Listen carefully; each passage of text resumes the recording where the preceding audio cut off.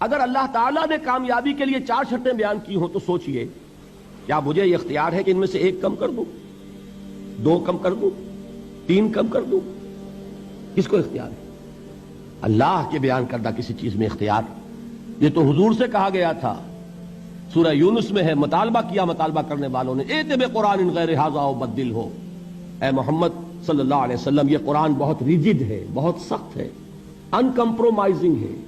یہ کہیں بھی کوئی رو رعایت کرنے کو تیار نہیں ہے،